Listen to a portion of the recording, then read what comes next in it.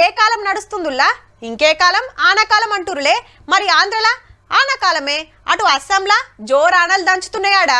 మరి అటు మహారాష్ట్ర, పంజాబ్, ఢిల్లీలా అంతటా ఆనకాలమే.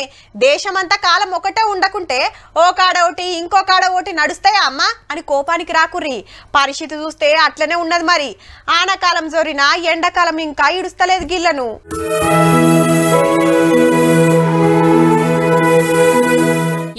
ఎక్కడిది ట్యాంకర్ ను రౌండ్ అప్ చేసుడు, పైపులు వరుసుడు, నీళ్లు గుంజుడు, క్యాన్ల నింపుడు. ట్యాంకర్ వచ్చుడే ఆలస్యం. ఎట్లా ఎగబడుతున్నారో చూడుర్రి. ఆడ ఈడనేం లేదు. ఢిల్లీలో ఏ గల్లీలో చూసినా గిదే కథ. సుక్కకు సుక్కలు చూస్తుండ్రు పబ్లిక్. అగో లైన్లో ఎన్ని గనం క్యాన్లు పెట్టున్నాయో చూడుర్రి. అవన్నీ ఎన్నడు నిండాలే, వీళ్ళు ఎన్నడు వంటలు గింటలు చేసుకోవాలి. దేశ రాజధానిలో ఎప్పుడు లేనంత ఎండలు దంచుతుండుతోటి భూమిలో నీళ్లు ఇంకిపోయి గీ తీర్ల గోసపడుతున్నారు. ఇక మహారాష్ట్ర నాసిక్ ల వీళ్ళ గోసైతే చిన్నగా లేదు పో.